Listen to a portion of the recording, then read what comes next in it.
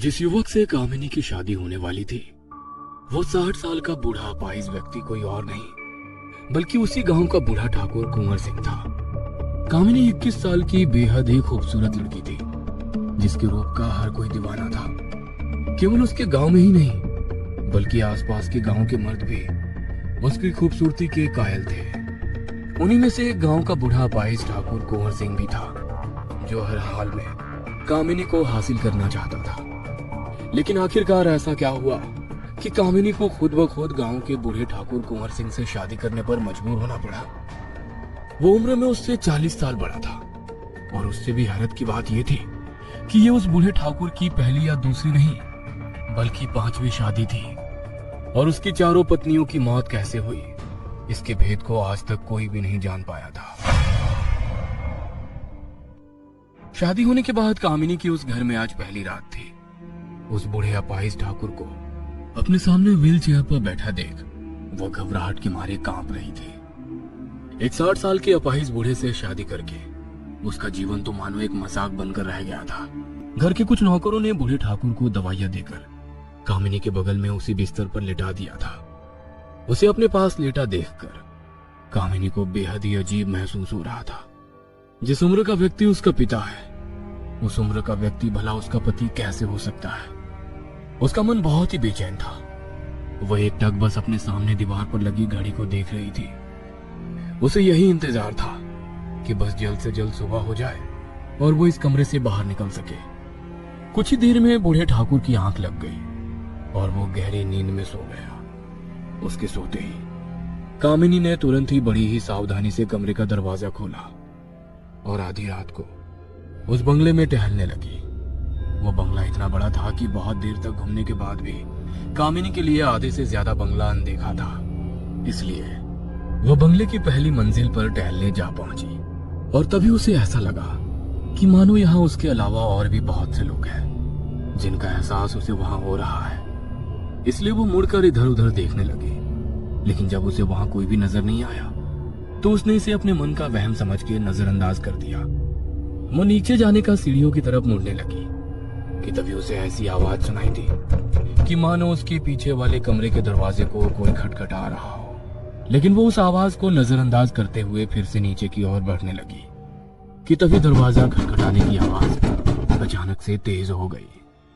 उस तेज आवाज को सुनकर वो बेहद बुरी तरह से घबरा गई। उसने जैसे ही पीछे की ओर मुड़कर देखा तो उसके होश उड़ गए, क्योंकि जिस कमरे के अंदर से उसे दरवाजा खटखटाने की आवाज आ रही थी उस कमरे के बाहर एक बड़ा सा ताला लगा हुआ था जिस पर ना जाने कितने ही ताबीज बंधे थे। कमरे पर ताला लगा होने के बावजूद भी कमरे के अंदर से उस खटखटाने की आवाज को सुनकर कामिनी का शरीर ऊपर से नीचे तक बुरी तरह से पसीने से भीग गया और वो डर के मारे तेज कदमों से सीढ़ियों से उतरकर अपने कमरे में आकर लेट गई। लेकिन उसके मन में पूरी रात यही बात चलती रही कि आखिर बंगले की उस पहली मंजिल पर जो उसे महसूस हुआ आखिर वो क्या था। अगले पूरे दिन भी उसके मन में बस यही बात घूमती रही। आज रात कामिनी बूढ़े ठाकुर के सोने का इंतजार में थी, क्योंकि वो आज दोबारा बंगले की पहली मंजिल पर जाकर उस आवाज के पीछे का रहस्य जानना चाहती थी। लेकिन आज दवाइयां लेने के बहुत देर बाद तक भी बूढ़े ठाकुर को नींद नहीं आ रही थी।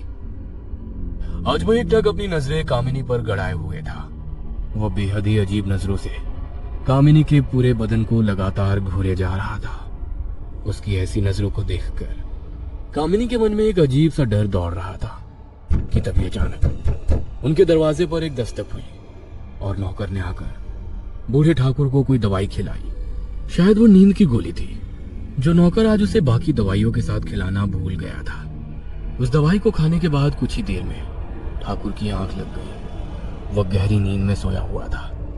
तभी थोड़ी देर बाद कामिनी अपने बिस्तर से उठकर फिर से बंगले की पहली मंजिल पर पहुंची और उसी कमरे के बाहर जाकर रुक गई जहां से कल रात को उसे दरवाजा खटखटाने की आवाजें आ रही थी। लेकिन वो चाहकर भी उस कमरे के अंदर क्या है ये जान नहीं सकती थी, क्योंकि उस कमरे के बाहर लगे ताले की चाबी उसके पास नहीं थी। तभी उसे ख्याल आया कि शायद यहाँ पर काम करने वाले नौकरों को इस कमरे की चाबी के बारे में पता हो। इसीलिए वो पहली मंजिल से उतरती हुई सीधी किचन की तरफ गई, जहां उनका खाना बनाने वाली कविता दीदी सो रही थी। उसने धीमी सी आवाज में कविता दीदी का नाम लेते हुए उसे हल्के हाथ से सहलाया और कविता दीदी एकदम से हड़बड़ाकर उठ गई। तभी कामिनी उसे शांत करते हुए उससे उस कमरे की चाबी के बारे में पूछने लगी। लेकिन उस कमरे का नाम सुनते ही कविता अचानक से सहम गई और उसने बड़बड़ाती हुई आवाज में कामिनी से कहा, क्या कहा? अब उस कमरे की चाबी? नहीं दीदी, मेरे पास उस कमरे की कोई चाबी वाबी नहीं है। और आप भी उस कमरे की चाबी को मत ढूंढिए और सो जाइए जाकर अपने कमरे में। जाइए दीदी। लेकिन क्यों कविता दीदी, आखिर ऐसा क्या है उस कमरे में? मैंने इस पूरे बंगले को छान मारा और इस पूरे बंगले में एक वही ऐसा इकलौता कमरा है जिस पर ताला लगाया गया है। और तो और उस कमरे से मुझे कल रात दरवाजा खटखटाने की आवाज भी सुनाई दे रही थी।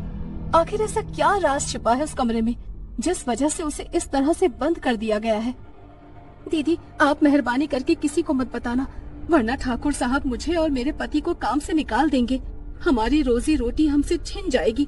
आप वादा करो कि किसी को कुछ नहीं कहोगी, तो मैं आपको उस कमरे के बारे में बताती हूँ। ठीक है कविता दीदी, मैं आपसे वादा करती हूँ। दीदी, सब कहते हैं कि उस कमरे में ठाकुर साहब की पहली 4 पत्नियों की आत्माएं हैं, इसीलिए उस कमरे को मंत्रों से अभिमंत्रित ताले से बंद कर दिया गया है। यहाँ तक कि कोई ये भी नहीं जानता कि उनकी 4 पत्नियों की मौत आखिर हुई तो हुई कैसे। इसीलिए आप भी उसके बारे में मत सोचिए और जाइए अपने कमरे में जाकर सो जाइए। तुम वो सब छोड़ो और मुझे ये बताओ कि वो चाबी कहाँ मिलेगी? तुम जो बोलोगी वो इनाम मिलेगा तुम्हें। कामिनी के मुंह से मुंह मांगे इनाम की बात सुनकर कविता के मन में भी लालच आ गया और उसने उस चाबी का भेद कामिनी के सामने उगल दिया। उसकी बात सुनते ही कामिनी दबे कदमों से चलती हुई अपने कमरे की ओर बढ़ी।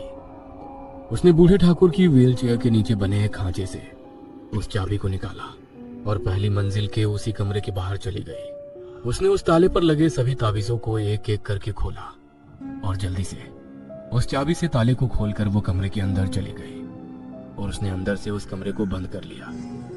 लेकिन उस कमरे के अंदर जाते ही वो बिल्कुल हैरान रह गई, क्योंकि उस कमरे में एक पुराने बिस्तर और टूटी हुई अलमारी के सिवा और कुछ भी नहीं था।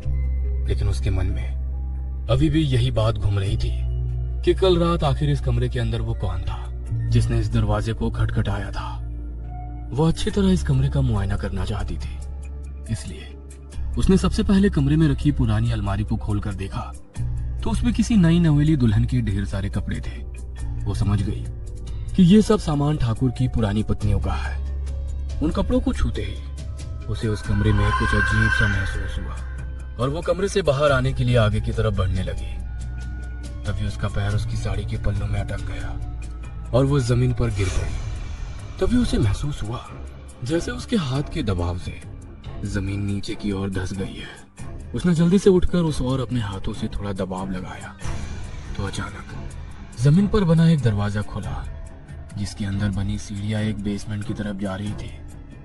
उस कमरे में बनी बेसमेंट को देखकर कामिनी अचानक से गहरी सोच में पड़ गई कि आखिर अपने कमरे में कोई इंसान भला बेसमेंट क्यों बनाएगा। वो ये सोच ही रही थी कि नीचे बेसमेंट में जाने के लिए उसके पास कोई टॉर्च या मोमबत्ती नहीं है कि तभी उसे बेसमेंट से आती हुई हल्की रोशनी महसूस हुई। उस रोशनी को देखकर उसकी तरफ आगे बढ़ने लगी। वो जैसे ही बेसमेंट में पहुंची तो वहां पर उसे बहुत गंदी बदबू महसूस होने लगी जो उसकी सहन से बाहर हो रही थी। उसे लग रहा था मानो उस बदबू के कारण उसे उल्टी हो जाएगी कि तभी वो रोशनी खुद ब खुद पूरे बेसमेंट में फैल गई। कामिनी ने उस बदबू से बचने के लिए अपने चेहरे को अपनी साड़ी के पल्लों से ढक लिया कि थोड़ी आगे से उसे कुछ गिरने की आवाज सुनाई दी। उस आवाज को सुनकर कामिनी अचानक से घबरा गई, लेकिन वो हिम्मत करती हुई उस आवाज की तरफ बढ़ी। थोड़ी दूर जाकर उसने देखा कि जमीन पर लकड़ी का एक पुराना बॉक्स गिरा हुआ है।